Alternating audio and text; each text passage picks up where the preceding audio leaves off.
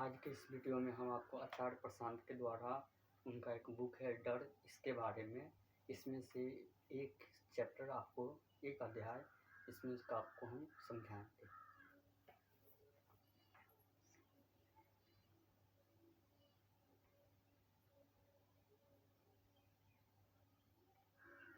इसमें से पहला अध्याय है डर क्या है, डर की हमारे जीवन में शुरुआत कहाँ से होती है।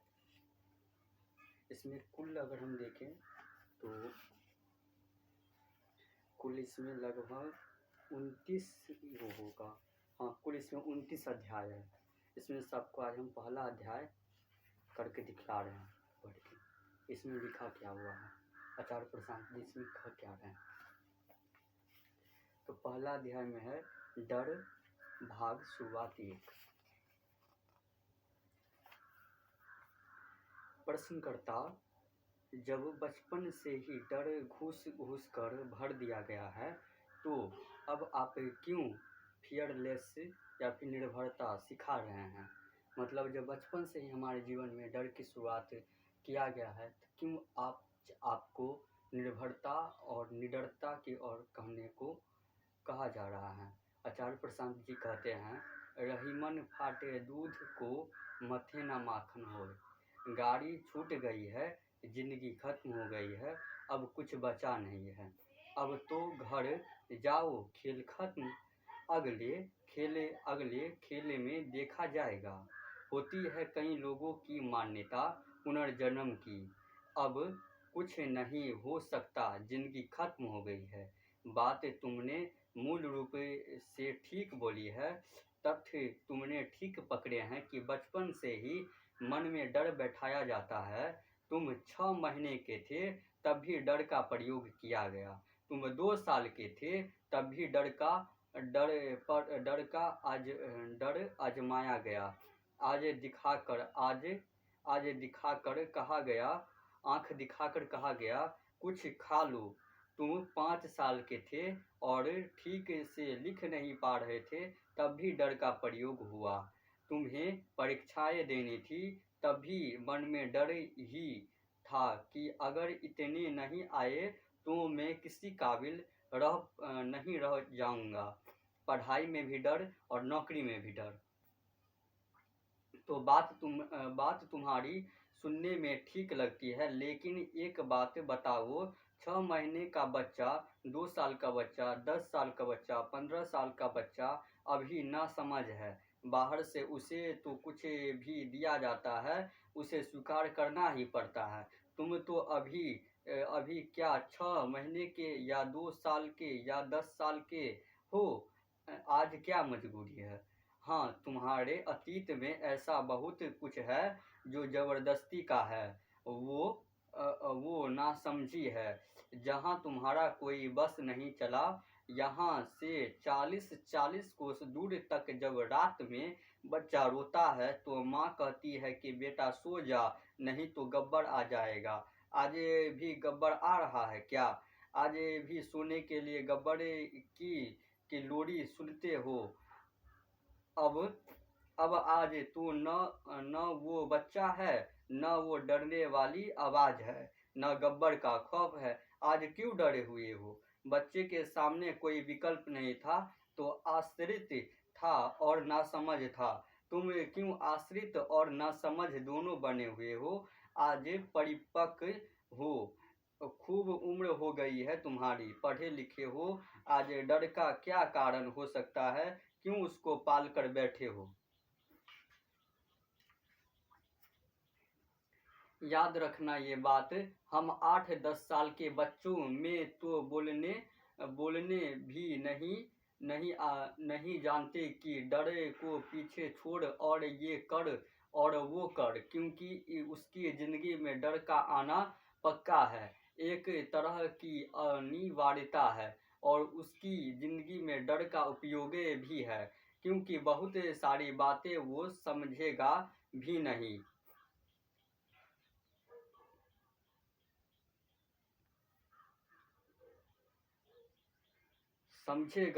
नहीं। वहाँ पर कई बार आवश्यक हो जाएगा कि सिर्फ डर का ही इस्तेमाल करके करके उसकी भलाई के लिए ही उसको रोका जाए, अन्य उसको भलाई के लिए ही रोका जाए। अन्य तरीके से कई बार आप इसे नहीं समझा पाओगे। बच्चा अगर बहुत छोटा है और नहीं समझता कि इलेक्ट्रिक करंट विद्युत धारा क्या होता है और वो बिल्कुल तैयार है कि सॉकेट में उंगली डाल ही देनी है, तो आपको यही कहना होगा कि अगर उंगली डाली तो बिल्ली उठा ले जाएगी तुमको, या बाबा आएगा और झोली में डालकर कहीं ले जाएगा। तुम उसे कैसे समझाओगे कि इलेक्ट्रिक करंट क्या है और जो तुम्हारी बॉडी है ये करंट है, और क्या प्रभाव होगा तुम्हारे नर्वस सिस्टम पर, तंत्रिका प्रणाली पर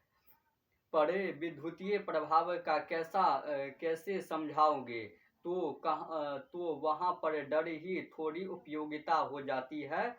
पर आज ऐसा नहीं है जो तुम जान नहीं सकते, समझ नहीं सकते।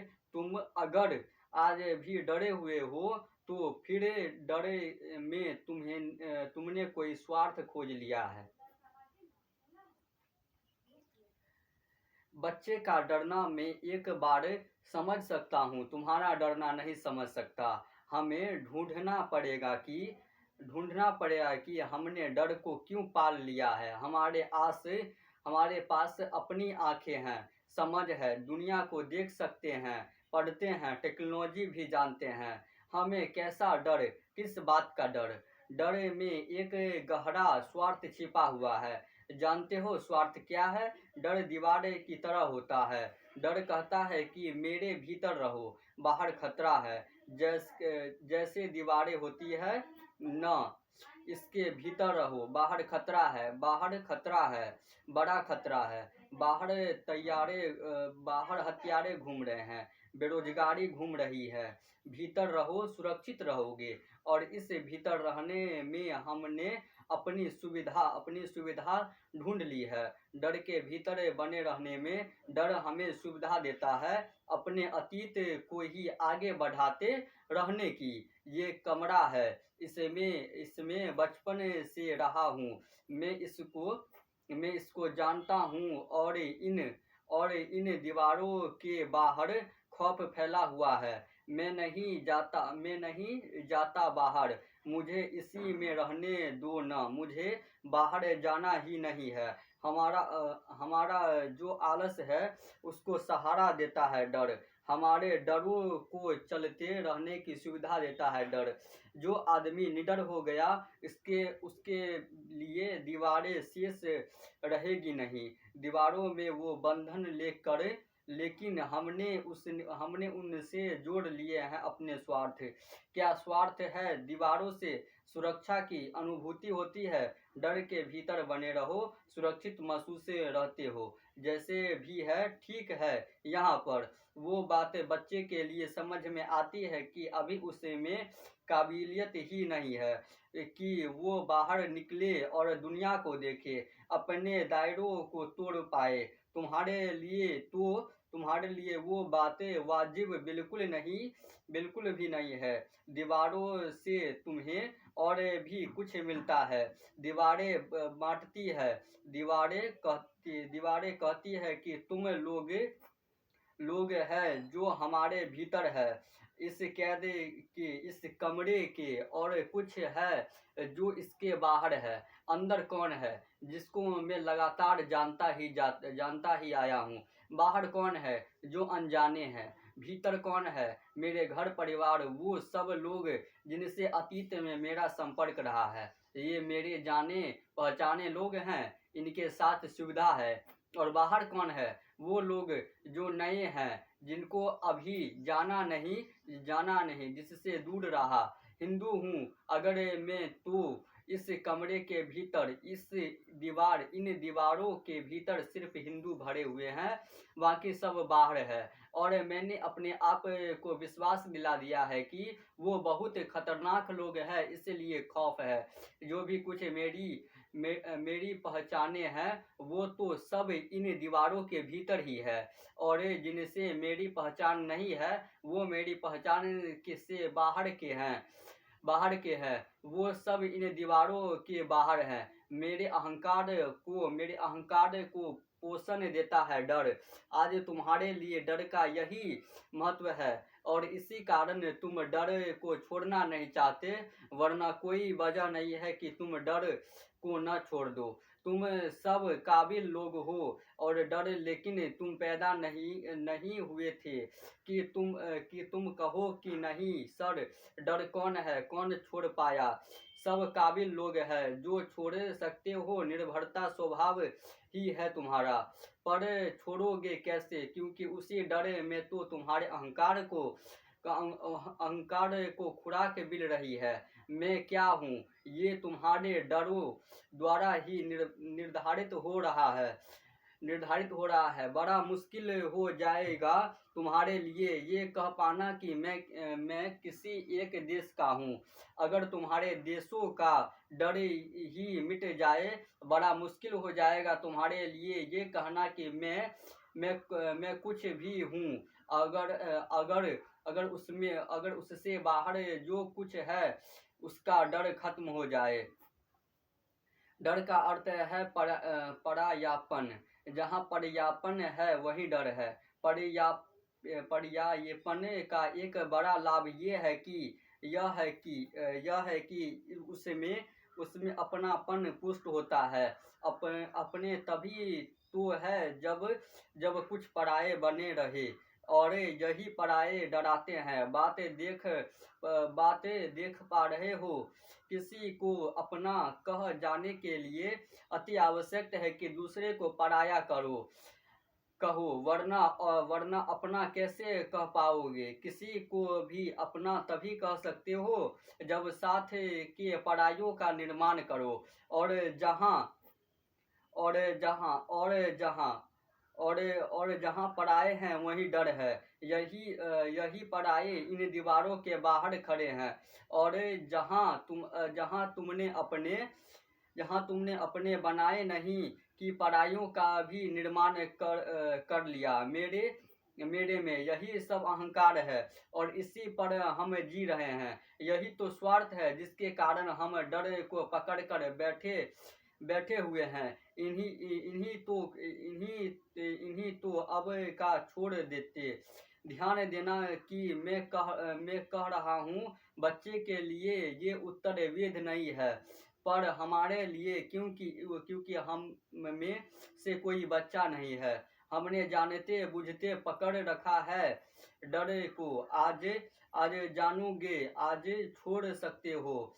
अभी चाहोगे अभी छोड़ सकते हो। अभी इसी समय कोई दिक्कत नहीं है। एक विचार भरे है डर की दुनिया में कुछ ऐसा है जो खतरनाक है। इसी विचार का नाम डर है। मुझे खतरा है, इसी विचार का नाम डर है। मैं जो हूँ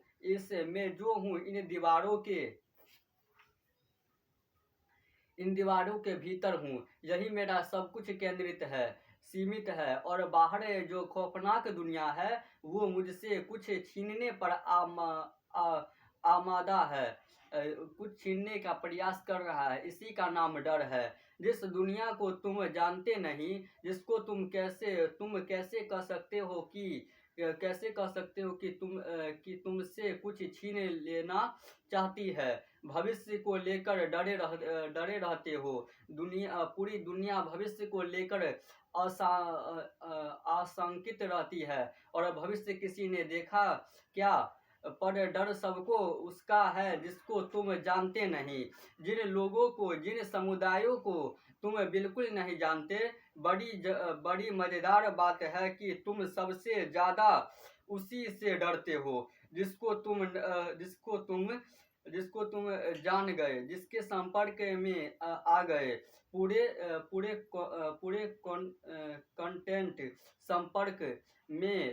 संपर्क में उससे डरने का कोई कारण ही नहीं रह जाता। डर हमेशा दोहरा रहा हूँ। पराये का होता है डर, हमेशा अनजाने का होता है डर हमेशा अजनबी का होता है, और अजनबी कोई नहीं, तुमने बना रखा है। ये दीवारें खड़ी करके इस अजनबी को पैदा करने वाले हम ही है। पहले तो हम दीवारें खड़ी करते हैं, फिर कहते हैं कि दीवारों के बाहर राक्षस घूम रहे हैं। ऐसी दीवारें खड़ी की है हमने, कैसी दीवारें खड़ी की है हमने, जिसमें न दरवाजे हैं न खिड़कियां है। बाहर झांक पाने का कोई जरिया ही नहीं छोड़ा। दुनिया है क्या, ये आंख खोल पाने का कोई साधन हमने छोड़ा नहीं है। और अगर कभी धोखे से भी हमें कोई मिल जाए छोटा सा झरोखा, जिससे हम बाहर झांकने लग जाए, तो कमरे के भीतर जो है, कैद के भीतर है जो है, वो पकड़ कर वापस खींचते हैं। बाहर झांकना मत, झांकने पर से तो नुकसान हो जाएगा।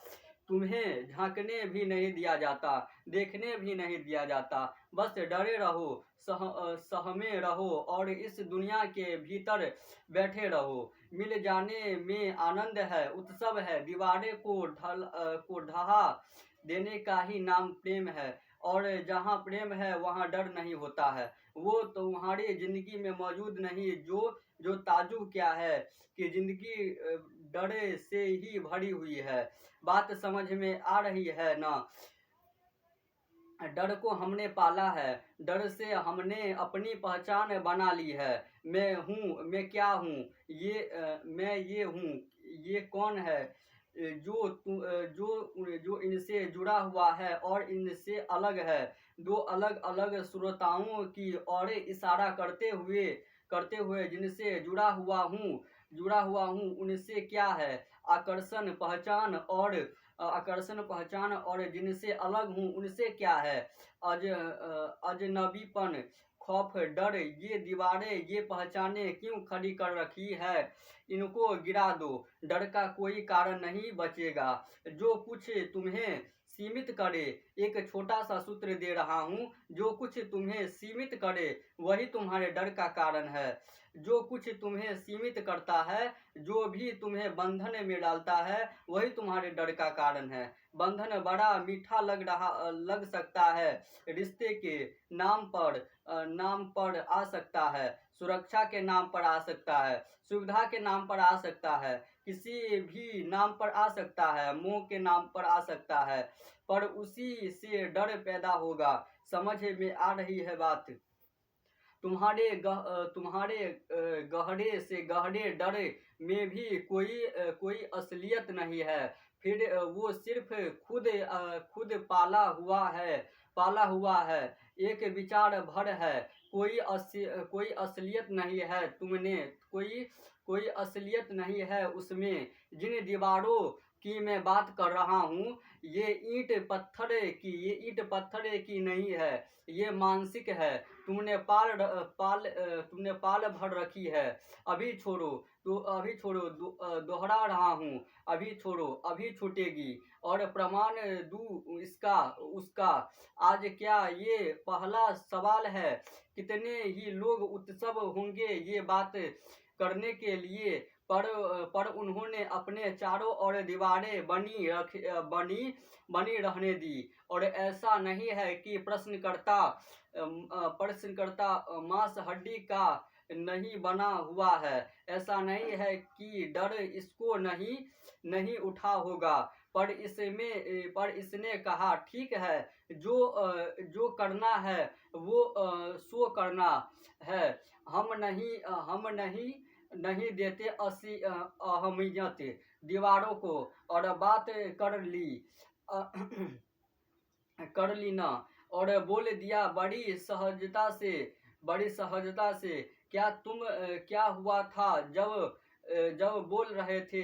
हाथ पांव कांपे थे? कुछ विशेष हुआ था? कुछ नहीं ना, बहुत आसान साधारण सी घटना थी।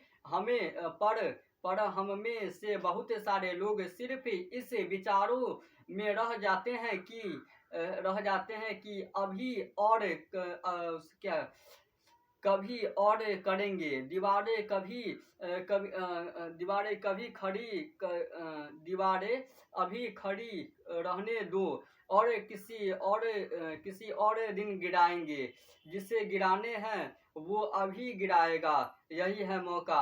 और यहाँ भी एक बात ध्यान रखना, डर हम पराइयों से ही रहे हैं, जो तुमने बहुत सारे पराये खड़े कर रखे हैं, न दीवारों के बाहर। डर तुम्हें उसका ही है। इस खास मौके पर जानते हो कि पराये कौन है? वो तुम्हारे लोगों में से है। तुम यहाँ अकेले बैठे हो, तुमको मुझसे कोई बात करते हुए बिल्कुल कोई झिझक नहीं होगी। मैं हूँ और तुम यहाँ बैठे हो, तो तुम खुलकर कहोगे तो जो मुझे कहना है। पर अभी यहाँ एक बड़ी भीड़ है, और इस बड़ी भीड़ में तुम्हारे लिए डर कोई पराये है। तुम्हारी सीमित दीवार है, बाहर का है, और तुम उससे डरे हुए हो। अच्छा, खत्म मिलेगा।